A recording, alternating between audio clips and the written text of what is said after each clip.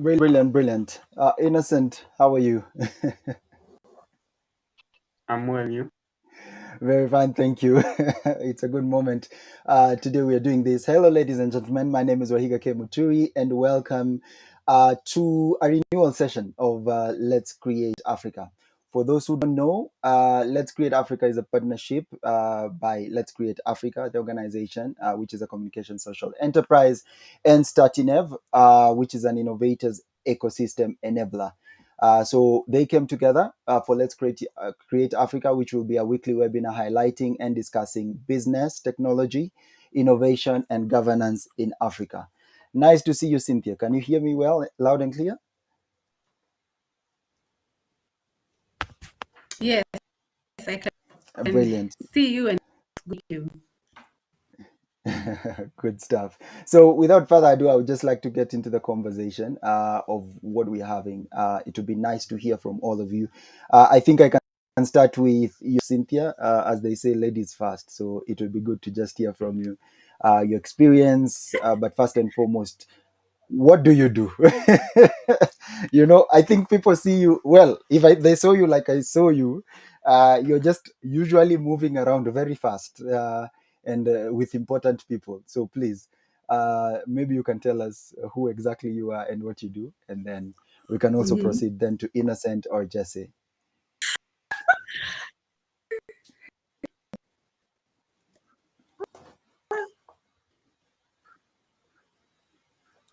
Okay, we can't hear you. Okay, thank you. My name is, oh, sorry. It's Can you okay. hear me now? Yes, I can. Thank you. Hello, Hello. Wahiga, you can Yes, we hear can hear me? you loud Innocent? and clear. Okay, Yes, fantastic. loud, Issues loud with and clear. the technology. Okay, my That's yeah, okay. so, I don't know, I do, okay. I don't know, I currently support the 200 organizations, both local and national, invest, and also the organizations I also see both international startups, SME and of Kenya and Kenya Management Advisor. I'm glad to be here. Over to you, Wahiga. Thank you very much. Innocent, maybe you can introduce yourself. Let the people know you. They need to know you're important. Wow. Hello everyone. My name is Innocent. We run a company called Startinev together with Jesse. What we do is we help founders build by giving them access to resources. That could mean anything really. And we help corporates, NGOs, as well to help enablers build by helping them run hackathons, workshops, boot camps, and all that. So we're in the business of enabling innovators. Yeah. Brilliant, brilliant. And it's interesting that you've talked about we're in the business of enabling innovators. What exactly would be innovation for you, if I may ask? Innovation to me, anything that helps Kenya solve its problems is an innovation. I know we've had this fight a million times of the difference between startups, SMEs. I think it's always the same. But I think anyone who solves Kenya's problems in a unique way and in most cases, it's a question of how many people you help. So anything in that range of making Kenya a better place, I think would be an innovation, provided it's legal, I think. Yeah. Interesting. Jesse, can you hear us? We see you've managed to join us finally. Yes, I can hear you. Apologies for the Okay. delay, but I can hear you loud and clear. It's okay. Great. Great to have you on board. I think maybe to you, now that you've joined us, what is it to you?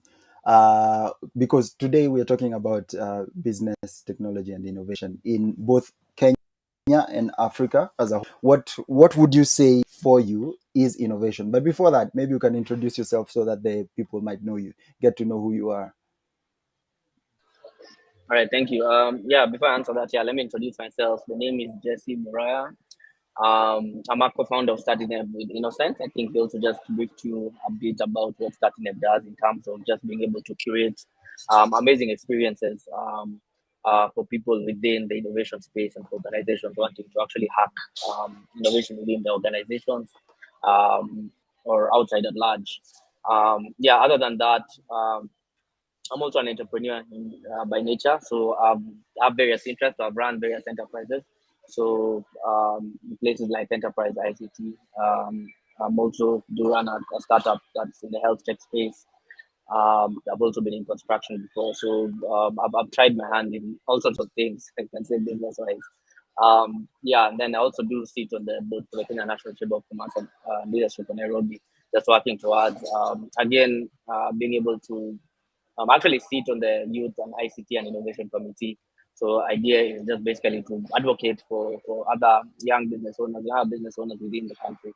Yeah, so that's me in a nutshell. So in terms of innovation, what I think about innovation, I think it's just and I'll approach it from an entrepreneurship point of view, being able to look for a new way of doing business. Simply put, so as opposed to because innovation can be in very in various other areas. But I think in terms of entrepreneurship, it's a matter of if you are doing something this way, but you within your organization, you've been able to discover a new method of being able to undertake your business practices, new business models, new customer segments. So that's what I'd consider innovation to be. And I think as Kenyans and even Africans at large, we do play. I mean, we have been able to actually innovate quite a bit in terms of business practices. I think part of the reason for that is the fact that we face a myriad of challenges in Kenya. Let's start off.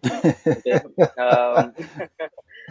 There's something I came across that they call I mean, things like structural challenges, infrastructural challenges, whereby things just don't work, systems don't work.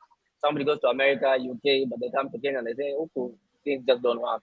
But those give opportunities for business, and I think those ones who are able to actually look for opportunities where there are challenges. I think those are the ones who are actually able to act with innovation.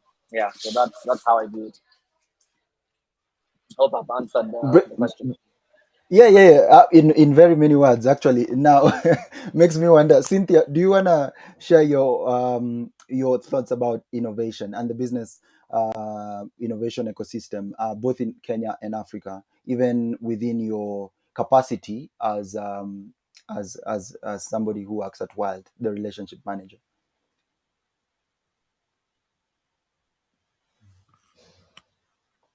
Cynthia, did you hear me?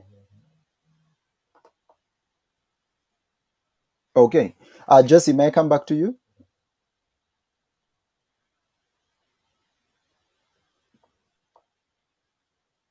Hello, Jesse. Could I come back to you? Can you hear me? Yeah, I can hear you. Good. Could you tell us what you do at Startinev for yourself? Innocent gave us All right, what? a major breakdown of what he does. He sounds like the CEO, chairman, chair lady. He sounds like everything in between and more. No. At Startinev, by the way, in all honesty, as founders, we actually don't do titles. We gave ourselves some fake titles a while ago. I think I was the CEO at some point. But I say fake title because I think, especially when you're starting up, you do what it takes to actually run your business or run your organization. So whether you're within the marketing space. So, for example, you find me going to pitch Startinev to other people. I'm the BDO, I'm the business development officer. If I'm going to look for money, and perhaps trying to give them a bit more confidence. So I'll say perhaps I'm the CEO. So really, I really don't believe in titles at all in organization. I think what matters is what you're able to do best for the organization. So, so for example, we know, for example, within myself and Innocent, we play around with our strengths and we know what we're good at. So depending on what we're good at, that's how we actually approach some of the activities that we do. So Innocent is a very good marketer. We can sell salts to a snail. So a lot of times he's not involved a lot of the marketing activity. I myself, I think I built a good network out there within the country. So a lot of times I'm just busy creating strategic partnerships and working on the strategy within the organization. Yeah. Okay. Innocent, if you can hear me, do you mind just commenting on the business system in Kenya? And what you see it as, the business innovation ecosystem? Please go again. I couldn't hear you nice properly. That's okay. I was asking, could you make your comment on the business innovation ecosystem in Kenya? What do you think about it? Do you Ah, even have one? Maybe uh, we are here okay, thinking we are doing well. okay. Today I'll let Jesse be the devil's advocate, so I'll speak on the good things. Yeah. Uh, Okay. I think it does exist. But then it's quite relative. On what fast innovation is and um what support there is for the same, because I think the biggest problem with our ecosystem is the fact that there's a complete disconnect. Most cases we're sitting with JC, and the one problem we keep noticing in our ecosystem is the fact that everyone is on their own. The freelancers have their own corner, the government has its own corner, the corporate have their own corners, and then we have the founders and the startups on their own side. Yeah. And so in most cases, that disconnect is what would bring together the innovation ecosystem. Because even if we were to look at other ecosystems, let's say Silicon Valley, the reason they are as versatile and as supported as they are is because they work together. And I think that's the one thing that doesn't happen in our ecosystem. Mhm. Getting, especially corporate, I'll say it that way, especially corporate, getting them to sit on the same table. So if we were to look at innovation on different facets, yes, it exists, but on probably on a national facet doesn't, because at the end of the day, founders will have their own problems and they'll be solving them for themselves without really getting any support from the other facets that are quite important. And I think that's what is making um, Zanzibar and Mauritius, and obviously Singapore, quite different. The fact that it's a complete ecosystem. Ours, I think, is quite segregated. Yes, so I'd say yes, it exists. Is the support there? Not fully. Yeah. That's a Can I touchy jump topic. in maybe? Yes, I was even about to to mention something political there, but Uh, yes, please, Jesse. yeah, my thoughts.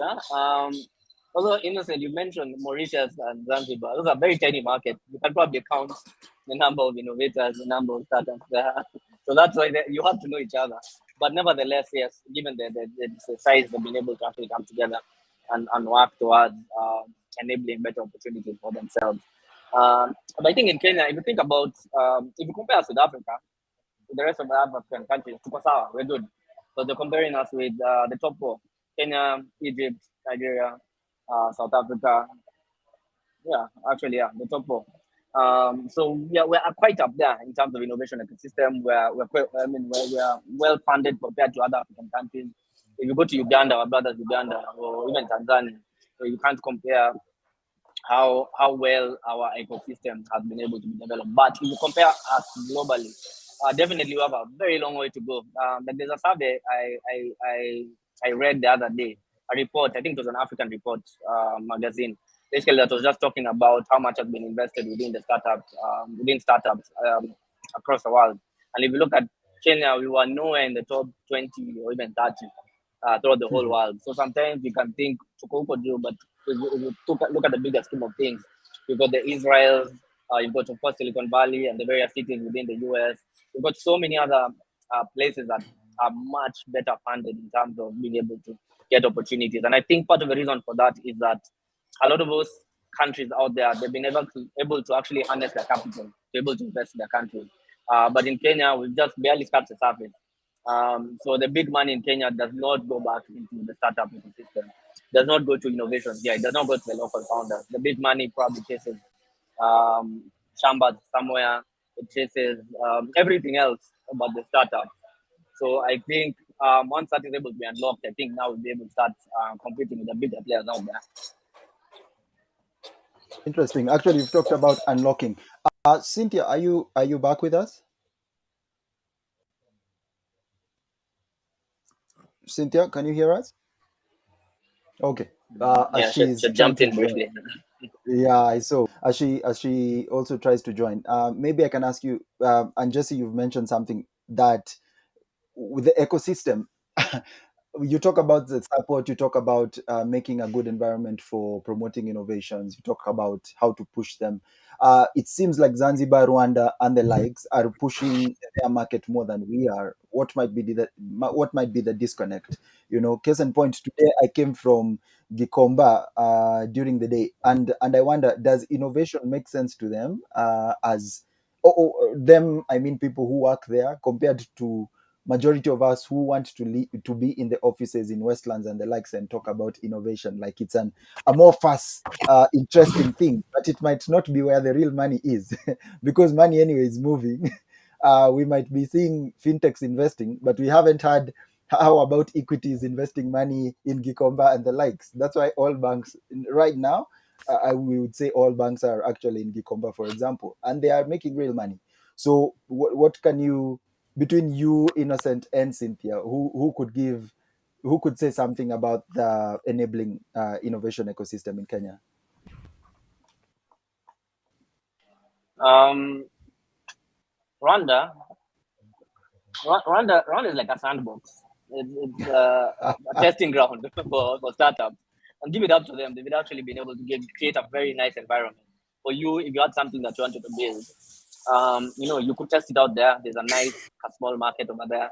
I'm not throwing shade, but there's a Yeah. nice market there that you can be able to test out the market.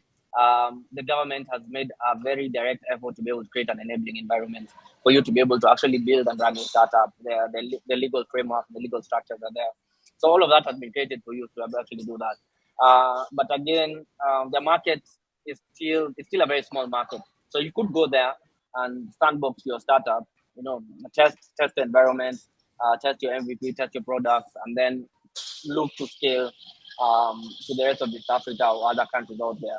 But however, if you're going to depend fully on Rwanda as a market, I don't think that is extremely feasible. And those who tried actually struggle quite a bit.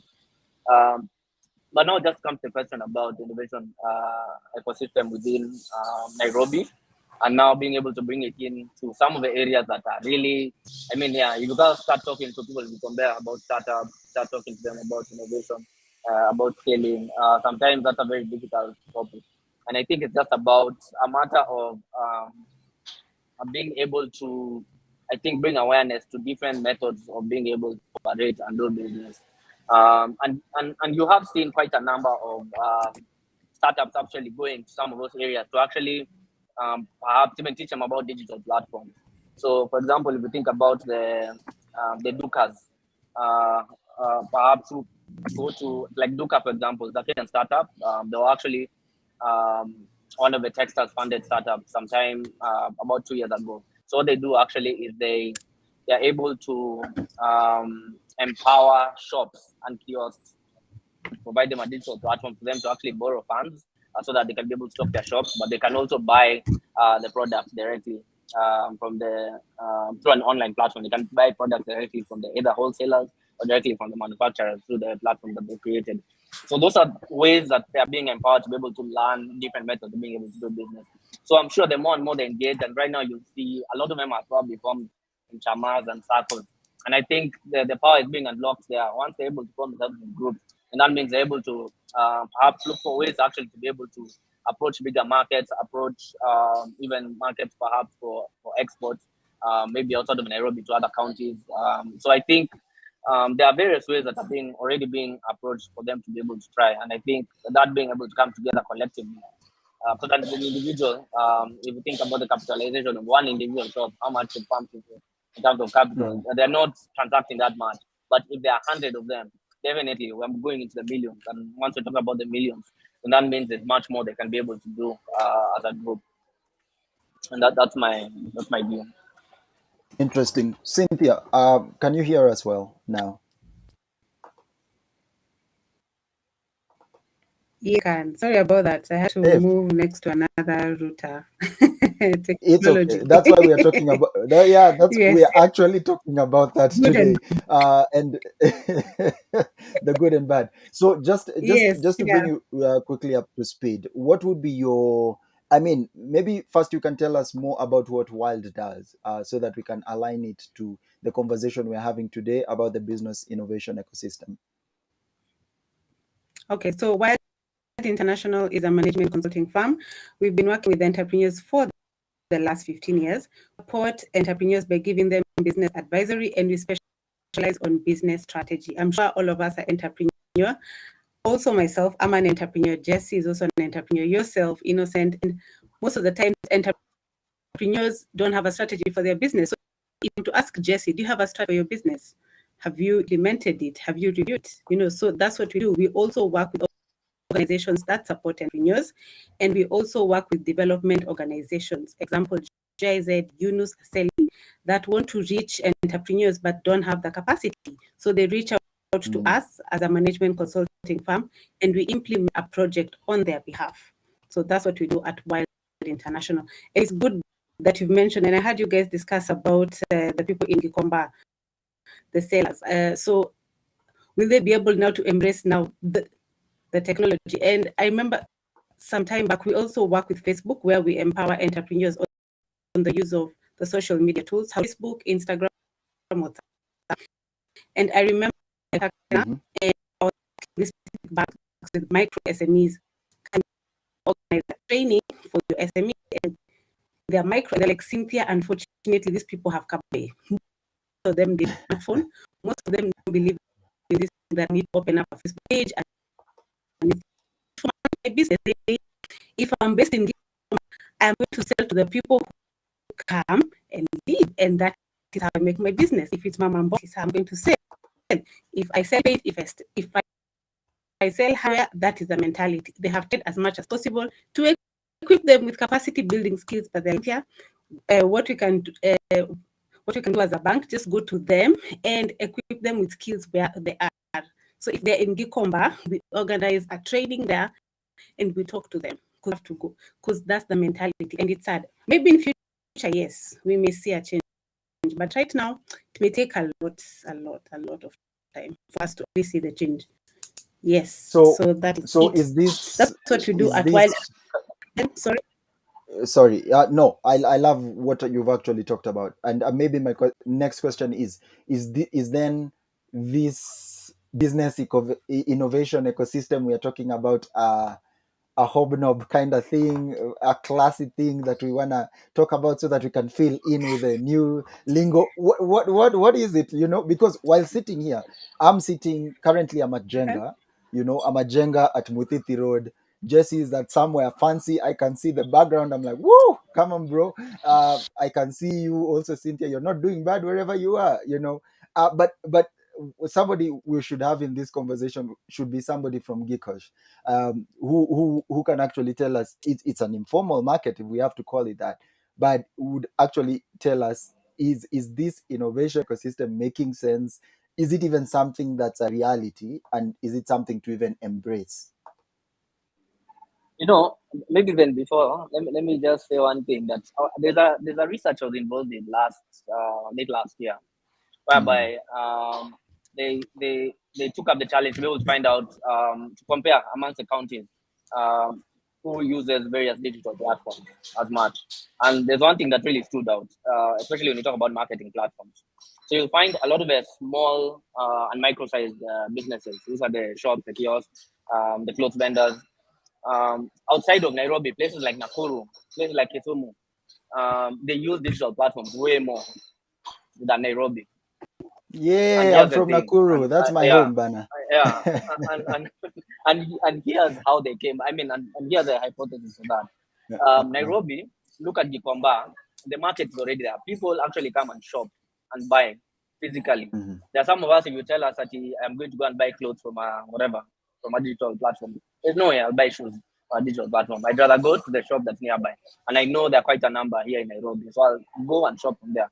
So sometimes we try and say that certain levels of innovations, we start pushing it down people's throats, but sometimes it's really not needed. Perhaps it's innovation in a different area, but sometimes the answer is not just purely digital. The answer sometimes is not just creating new platforms, new websites. So I think that was very, very interesting. And those guys in Nakuru, sometimes because their markets, their footfall is not as much, and a lot of them end up selling, buying products first of all from Nairobi and also selling products in Nairobi, all the way from Nakuru and other areas. Sometimes they are the ones who probably have a greater need for this digital platform. So that's something interesting that I found out, and again that speaks to sometimes we really don't need certain kinds of innovation. Good shout out to my people in Nakuru. You're my people, man. Thank you for that. Innocent, I think you've I had just want to. Yes, please.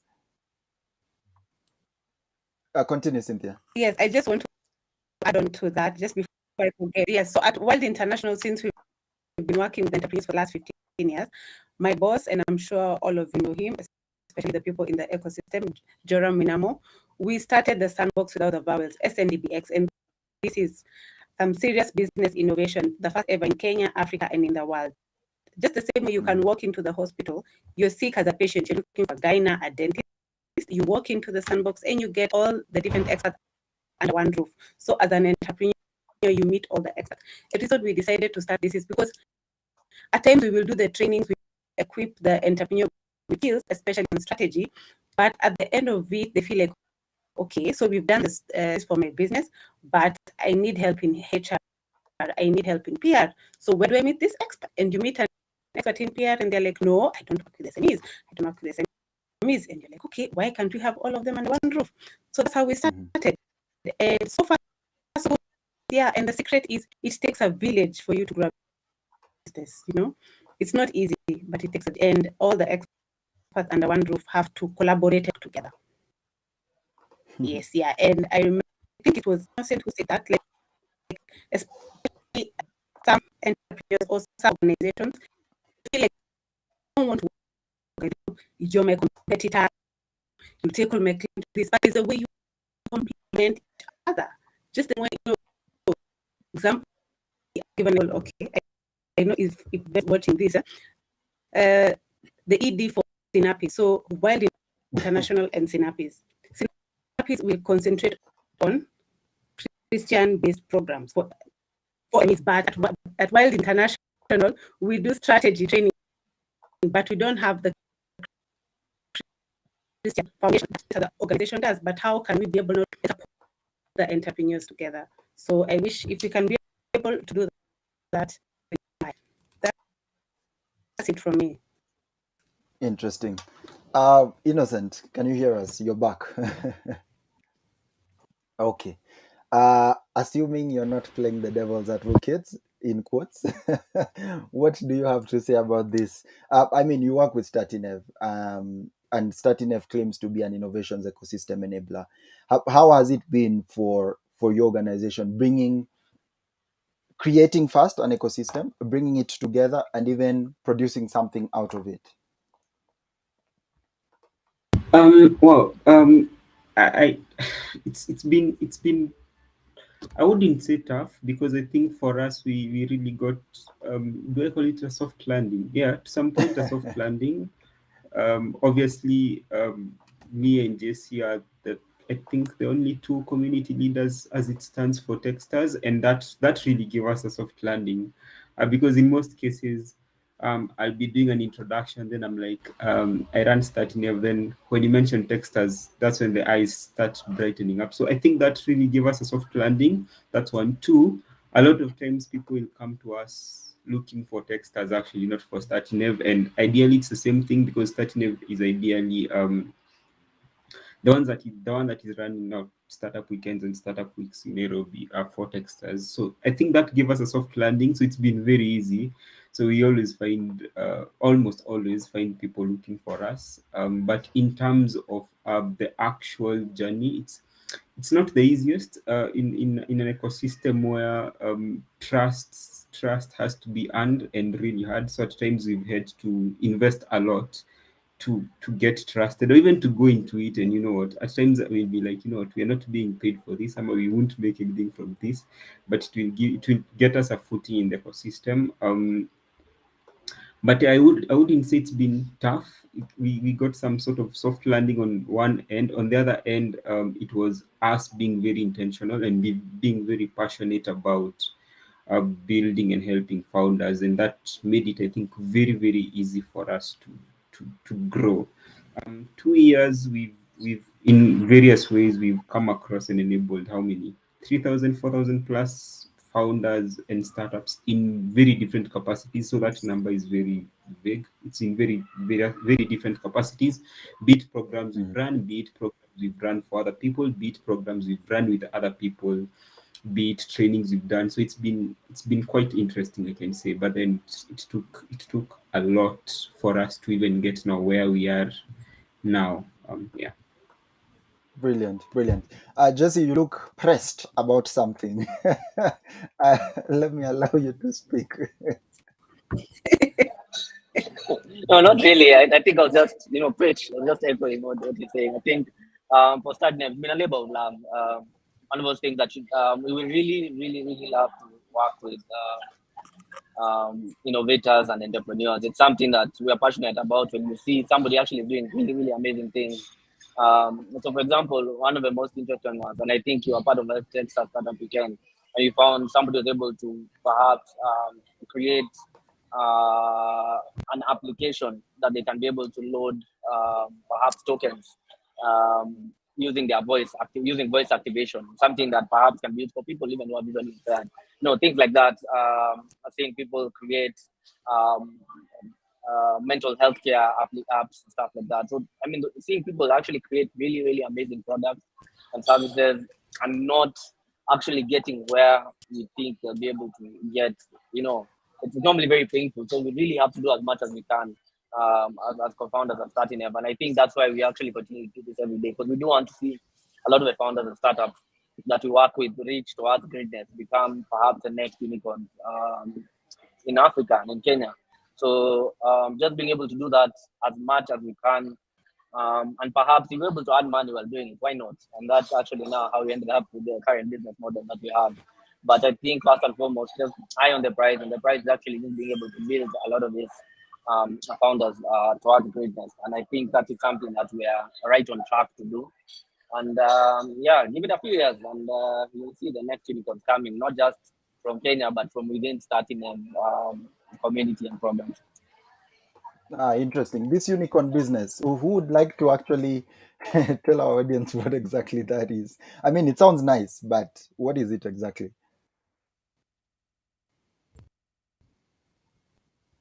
Let me allow Innocent to take that. It's something that I'm passionate about. Innocent, I guess you've been thrown under the bus. Let's do this. I mean, if we were to look at it in terms of numbers, we'd be saying what, $1 billion in the first how many years? 5, I think. But and I was having this conversation yesterday with somebody after we read that. What's the name of the electric car company that's closing down? And we were asking ourselves, what is the real Nokia? meaning of? Yes, that one. Yes. Okay. We were asking ourselves, what's the real meaning of scale? Is it being in 20 markets, or is it reaching 1 million people? Yeah, those are two very different things. You could be in 100 markets and you're reaching 1,000 people. You could be in one market and you've totally closed it. So to me, a unicorn, I really avoid looking at it in terms of numbers. I really want to look at it in terms of, if you're saying your core goal is to solve the water problem for East Africa, are you able to do that at least to a very big scale?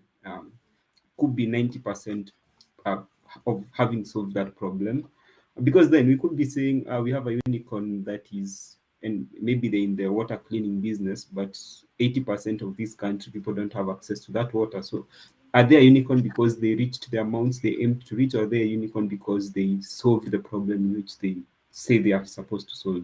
So it's neither here nor there, but according to me, really, it's on the problem solving, not on the money they make or raise, or yeah.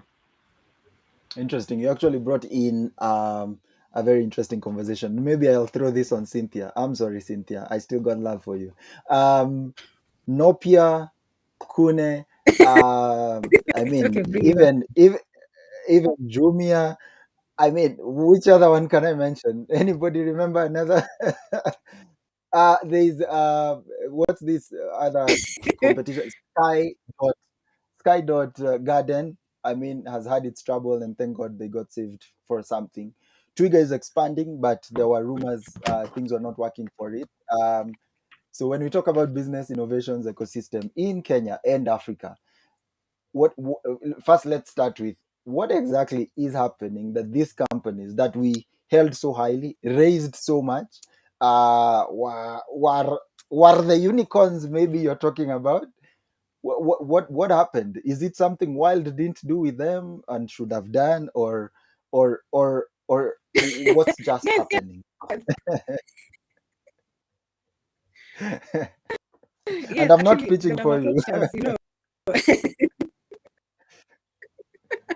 for pitching on my behalf. Yes, I'm sure I'll be able to say a good word in for you. Yes, access to market.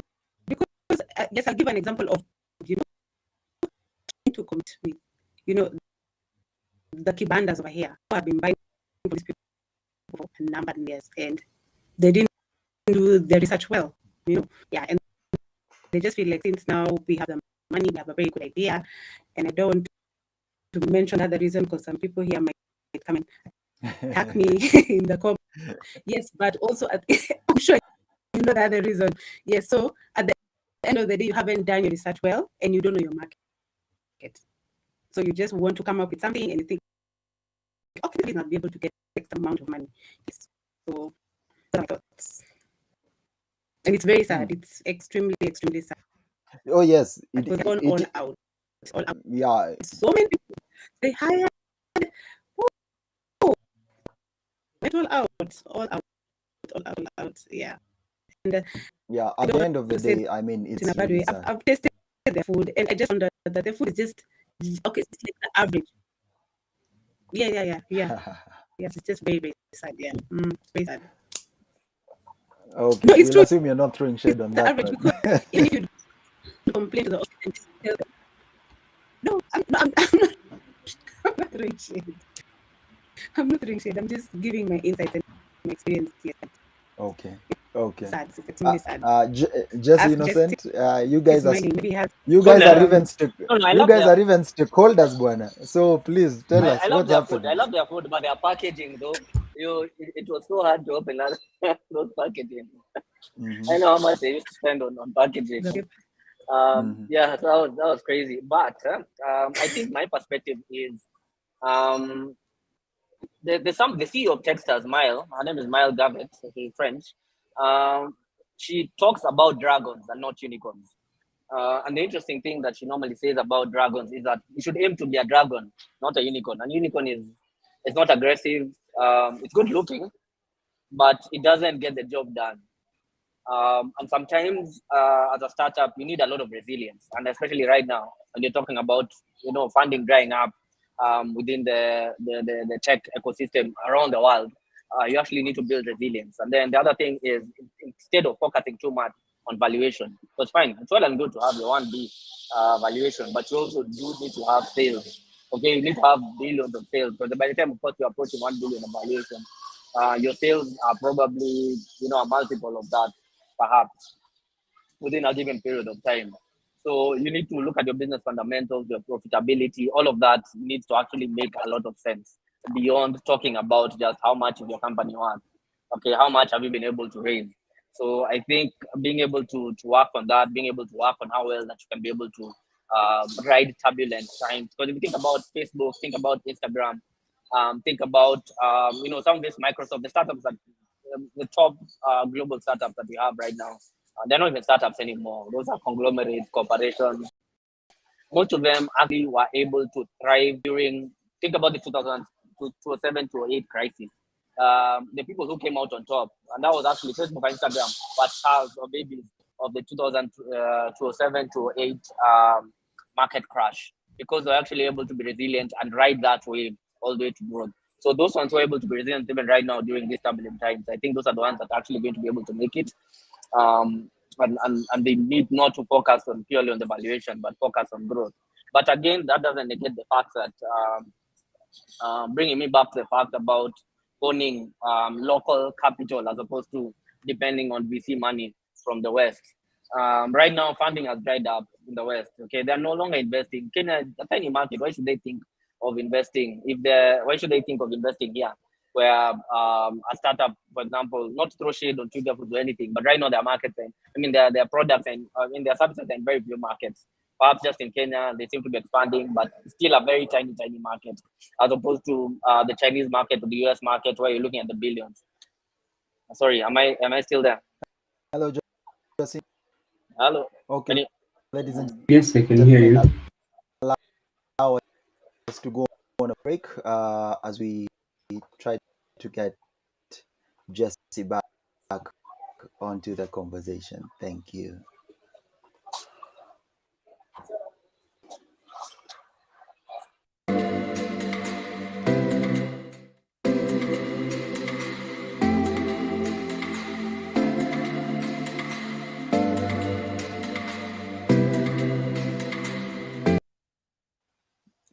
Great. Thank you very much for that. Jesse, can you now hear me? Yeah, I can hear you. Oh, good. I lost you. I lost you at a very pertinent time. I missed out on something. You were really on a flow, and I lost out on that. I'm sorry about that. Do you mind repeating that, if I may ask? Let me try to remember. I don't know. Game of Thrones, dragons. I don't know. Something Exactly. around that. You don't want to be a unicorn. You want to be a dragon. Yeah.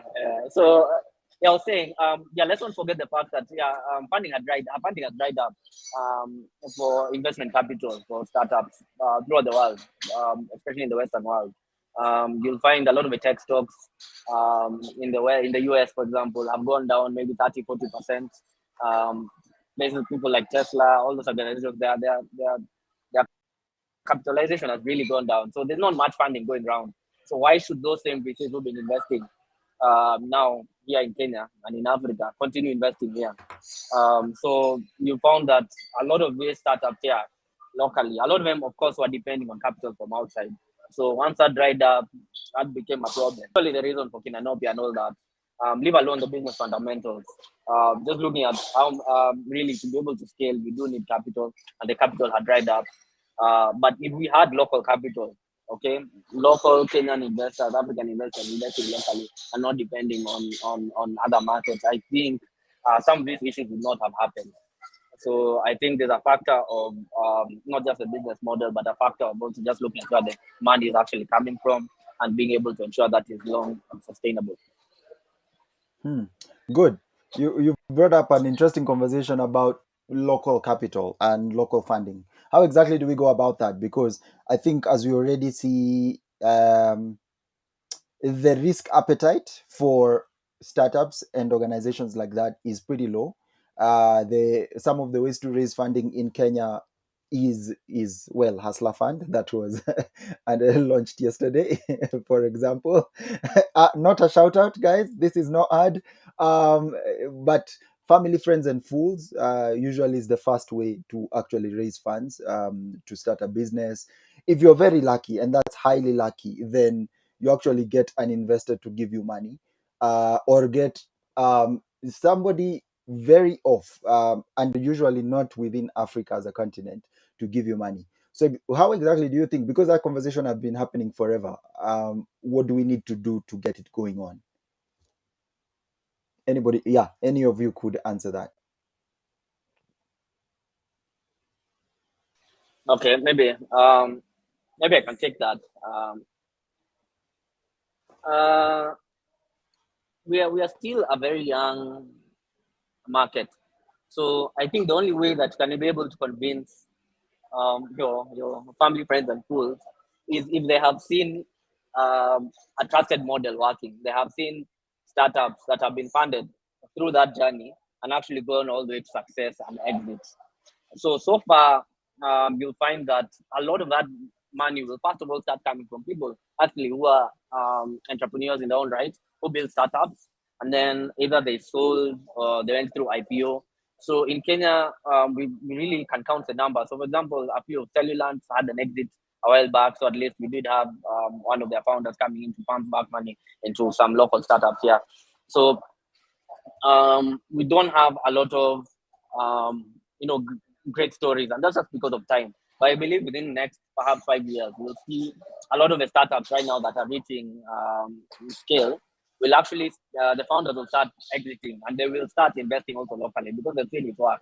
And once they start doing that, you'll see other people being able to emulate that model and see, okay, this works. So we do need time, I think, for people to be able to accept and see this has actually worked and it can work effectively. So I think once we have a bit of that, and then of course there's a bit of a legal framework to be able to accommodate that. A legal framework is just ways to protect the investors, and I think that's going to be sorted with things like the startup bill that are going to enable that. And then of course having governments and other institutions coming in to put their money where their mouth is.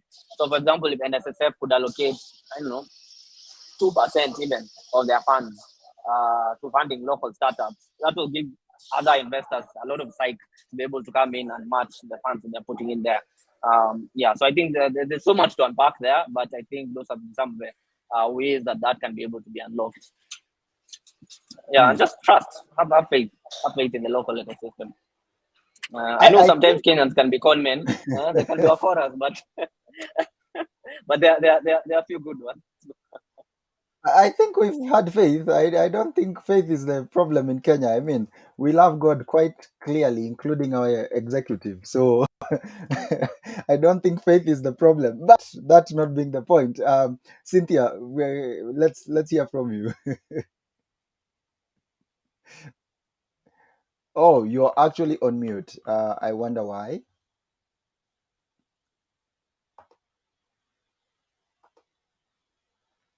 Hello, Cynthia. You're completely on mute. We can't hear you. Kindly check your sound settings. Innocent, as Cynthia is trying to do that, could you kindly take on that? Yeah, I don't know why I have to jump on the conversations where I sound like the devil's advocate. Yesterday I came across a very new term, startup wash wash. And it's a question of policy. And does our policy allow for funding in terms of VC funding? I think it doesn't exist. So in most cases, it's a lot of guesswork. I mean, the questions never stop. Uh, are white founders raising more money in Kenya than black founders? If money comes Ah, into your startup today, is it supposed to be taxed or not? If you raise funding and you're not yet making profit, so it's money to build, should that money be taxed? Should you register in Delaware because the investor is more comfortable investing in a market they trust? And a million other questions. So I think when I think of funding, I think of policy. Because yesterday we were just talking about Germany. I mean, if today I raise funding and then I'm building my startup and that it doesn't work, at what point should I declare bankruptcy? Is it at the point where we've burnt all the money and now we are stuck and now we can't continue in a month? Is it should I give my employees 6 months notice? A lot of things are unclear when it comes to policy for funding for startups, not for SMEs. For SMEs, you raise the money, you can, I mean, return it as a loan or something. Yeah, so I think it's policy. It's a question of policy always. Yeah. hmm. And just you touched on the Kenya startup bill that came up in 2021, right? Yeah, I touched on that, and then also why I'm mentioning that is because also yesterday, I think during the announcement yesterday, it was mentioned that that startup bill will be coming back to be debated in cabinet and then moved on to parliament for further debate. Yeah, so Oh. I think now such initiatives are the ones that also will create some sort of framework just to be able to sort of like encourage, like what we're talking about, Rwanda, creating some sort of sandbox environment to be able to create an enabling environment for startups to thrive, but protect also the investors and to also encourage local investment. So I think those are areas. But I mean, even without the startup bill, we've gone pretty far. I think we're going to accept that.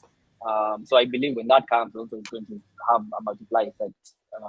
Yeah, I'm normally a very positive guy, so most of the time we hear me saying a lot of positive things around the environment.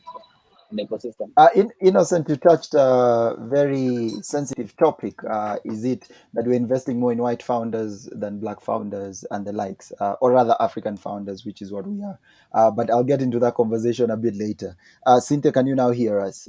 And can you speak? Yes. Brilliant. We can hear you loud and clear. Yes, yeah, I can. Yes, it was in regards to funding. Yes, yeah. So at times, if you start up, you think funding is coming with the right the also know the value proposition that you're going to offer, and then also market. So market. Maybe future you can right now the fact do I still need the time to go and pitch and I want find the good to implement that it.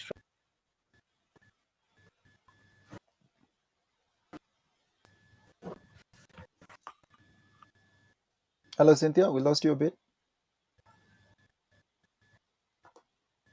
Okay. We lost you again. I hope you'll be able to be back. So let me ask about your work. Going back to the work that you guys do. I don't know. Were you able to hear? No, I missed out. Yeah, I lost you for a few seconds there.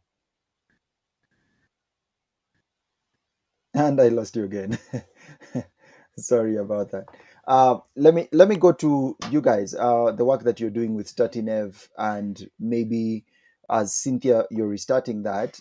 Maybe we can also get to hear what Wild is doing. So, what impact exactly is your organization doing in regard to the business innovation ecosystem, and how exactly are you improving that? What can you name specific examples of what you've done, including the UNFPA challenge that I got privileged enough to attend last week, but one.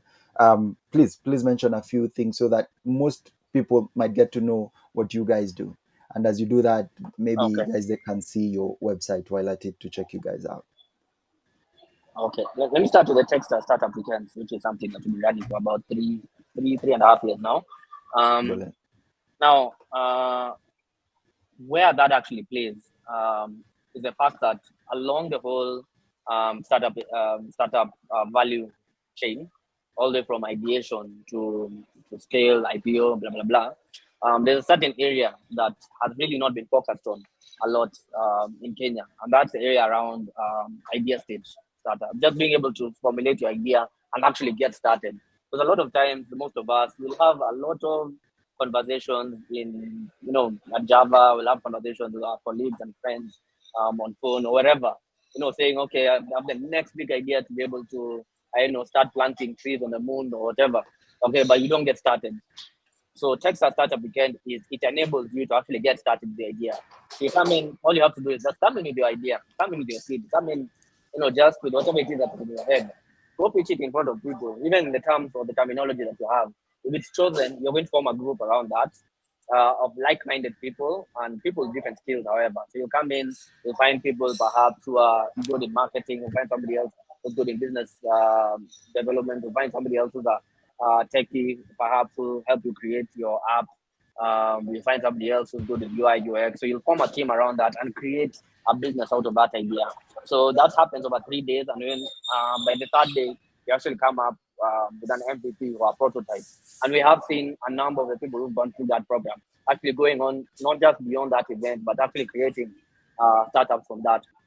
And that's a space that have not been tapped into, whereby a lot of people, first of all, let's accept the fact that right now in Kenya, unemployment is at a very high rate. So a lot of people do resort starting businesses, but they need to start it in the right way. So help create that environment to actually start getting started within the right way. And the winners actually are supported greatly from that from that initiative. So that's some of the things that we do. And that's what we've been doing. So we do run it, normally run about 2 programs a year. So the next one shall be in February. And we do hope that the audience here will be able to join us for that.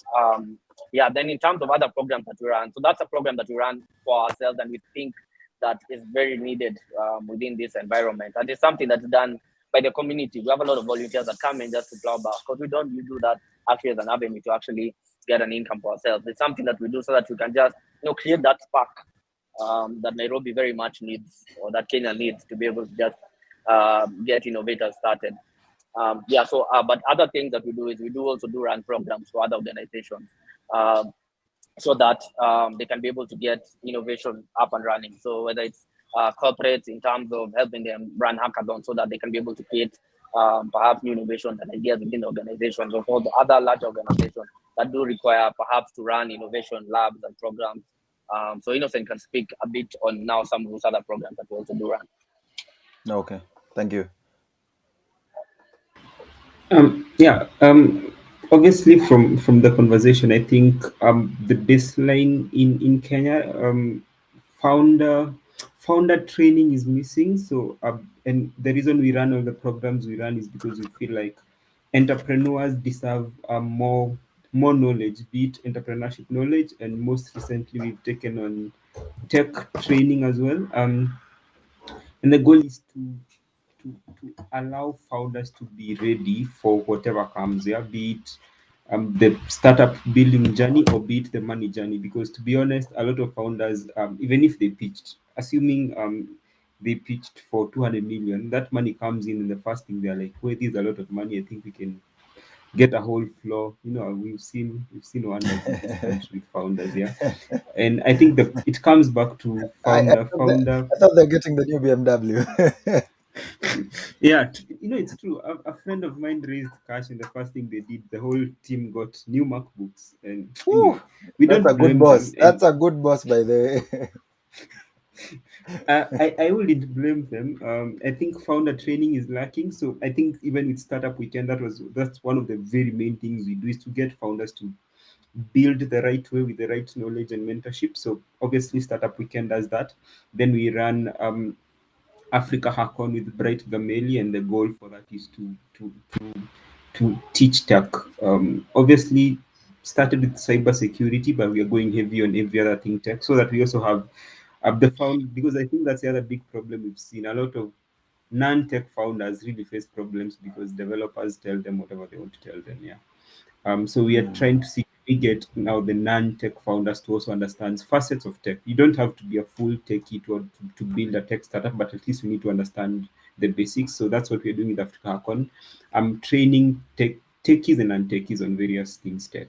We do that as a monthly physical meetup every month at Nairobi Garage. Then what else do we do? We are running now hackathons and programs with organizations. We just finished the UNFPA Hack Clubs for FGM, and we saw amazing startups that have built innovations to fight and end FGM. Luckily, the winner was from Kenya. That's $30,000 more in the ecosystem, which I think is beautiful. And a whole lot of other things. This series as well, the whole goal is to bring thought leaders to discuss various issues. Hopefully, it morphs into policy for founders, for startups, for entrepreneurs in future. Yeah, I'm sure there's something I've not seen, but yeah. So our goal is to enable innovators, and in most times it's not cut out, it's not straight, it's not like we do X, Y, and Z. We do what we are able to do. And for example, something I keep saying, and a lot of I get fought for it a lot. So when founders are they raising for cash, or are they raising for resources? And especially at the early stage, in most cases, we advise founders to go for resources first, because you'll go to an investor because you need $30,000. The $30,000 you want to spend on what? Laptops and cloud storage, in most cases websites. And what we've done on our end is we've tried to see, can we get these things as credits? So I know we have access to Canva credits, we have access to AWS credits, we have access to I think we have Meta credits now. I think I saw something like that. And the goal is to, can founders build at the least possible amount, so that by the time they're going to get somebody else's money, it's not a case of somebody raised money and they failed. So we try to see, can you build your MVP with the least amount of money? Because at the end of the day, the moment you're building with another person's money, especially when it's not a grant and things go wrong, it could rub so badly, not just on you, but also on the ecosystem. Because the reason even investors are holding off money is because they've seen startups in Kenya are failing. The ones we thought were working are failing. So as an investor, I'd also hold back. So are we able to help innovators build fast with the least amount? So if you need to pay for cloud hosting, can we get AWS to give you $100,000 in tech credits for you to build? I know during startup weekends we give free domains. I mean, most founders are struggling between paying rent and buying domains. So can we give the domains to you for free? Can we give you free Canva for you to do your designs? That way you're able to mess up at no cost. So by the time you're approaching a founder for cash, you're pretty much um, proven that you can actually take it into the market and charge for it. And yeah, so that's what we do. So it's not cut out that we do X, Y, and Z. Anything that involves enabling innovators, really, that's where we are. Yeah.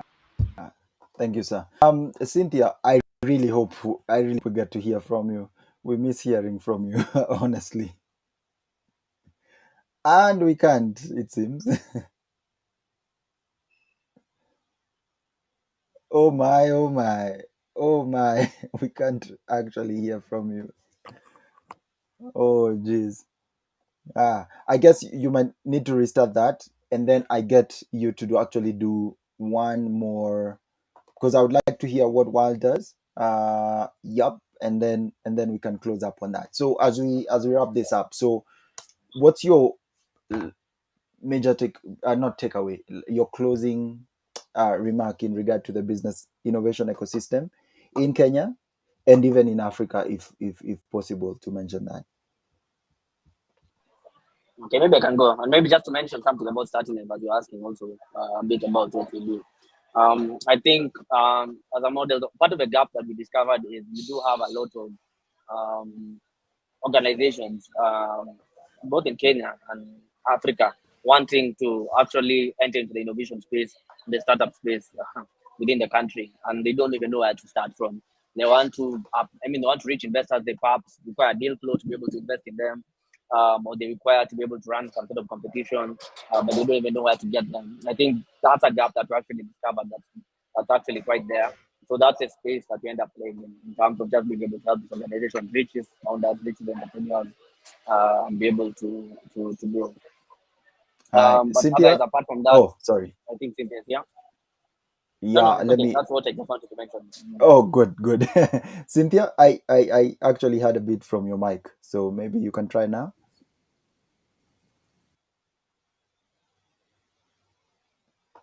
You may speak. Is okay.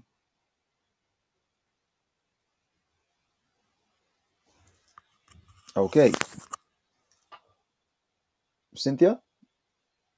Okay, I think she's still having mic issues. Wow. I'm sorry. Type it for me. Maybe I can read it out for you if you don't mind. Um, I'll just assist on that. Innocent.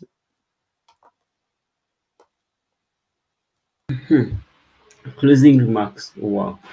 We need to be more intentional. I don't know. The other day I read something that the ecosystem enablers have more money than the people being enabled. That's the startups. I don't know if that's the right balance. I think it should be the other way around.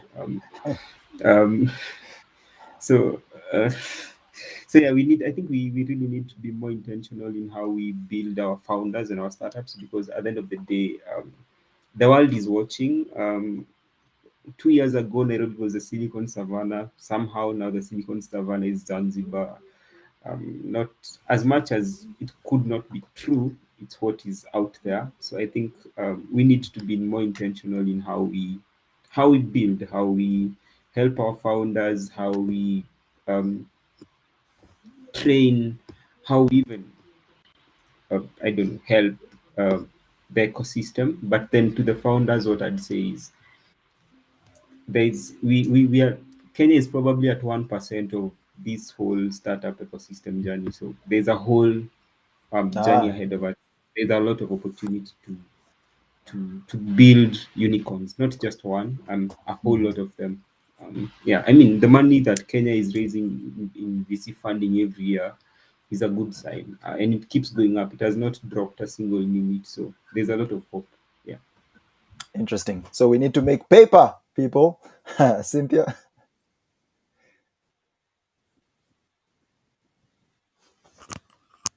Okay, Cynthia, can you hear me? Yes, I hope you can. For Sorry, loud I and just want clear. to Thank you. add to this. Yes, I can hear you. I can hear you. Yes, yeah. Good. Continue. I just want to add on to this as my closing remarks.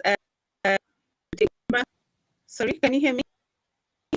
Yes, loud and clear.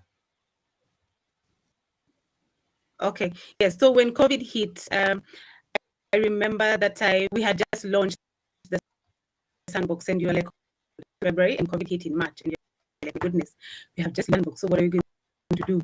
And we quickly had a crisis strategy meeting. An organization in Singapore. So what are we going to do? So I'm at that time we started doing webinars every week, consistent every week, every week.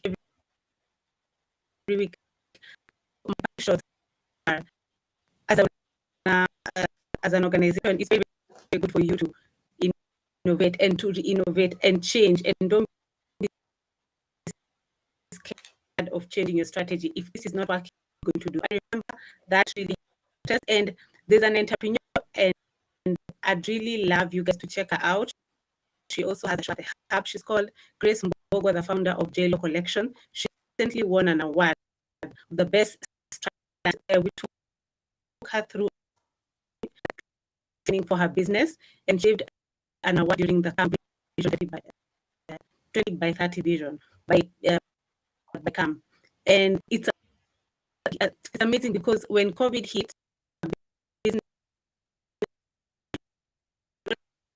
so when she did it for almost 1 year, but leather bag, gifts, shoes, etc. in that range. And so when you did for her now, the strategy training, she was able to come up. Hello, hi, are you able to hear me? Yes, yes, we are listening. Hello. Yes, we are listening. Okay, we can hear you loud and clear. Yeah, so after the training, we were able now to have. Oh, you hear me? Okay. Yeah. Okay. So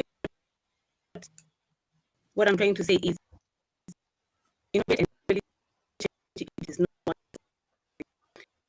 and that and right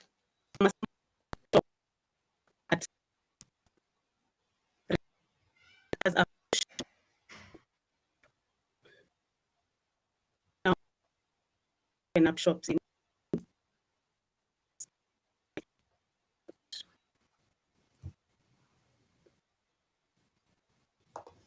Thank you very much. Thank you very much, Cynthia. Thank you so much for that and your words in closing. Ladies and gentlemen, this brings us to the end with 10, actually, it's 9 minutes past the hour.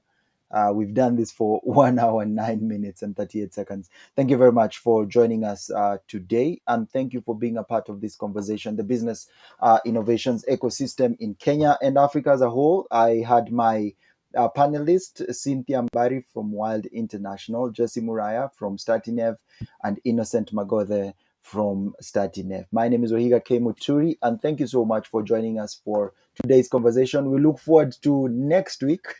I won't tell you what it's about because you need to stick through it. And I can see a comment from Sebastian talking about the network. Man, I'm so sorry, Sebastian, about that. Cynthia was really trying. I hope the rest was okay for you. I'm sorry. It's okay, Cynthia. It's okay. That's part of innovation ecosystem. I don't know. That we One need of to those talk days about. when you wish, yeah, the part of innovation. One of those days, and I hardly have back issues. Usually, that one has a good connection. Today, I don't think it's CG can get any. but it's all good. It's But it's fine. Yeah. I told you, So, Kenyan people have faith, and Africans have faith. Jesse, I told you. You see how Cynthia dropped that in. So, without further ado, I would like to bring this to an end. Thank you, ladies and gentlemen, for joining us. Join us next week again for Let's Create Africa, a weekly webinar talking about business technology innovations and the ecosystem in Africa, and what we are doing and what's going on. Please join in on the conversation. My name is Ohiga Kemuturi. Have a good evening, great weekend. That's coming up for some starting from tomorrow. Cheers, guys. Thank you so much. All right. Thank you, Ahiga. Thank you, Cynthia. Have a good one. All thank you. right. Thank you. Bye, everyone.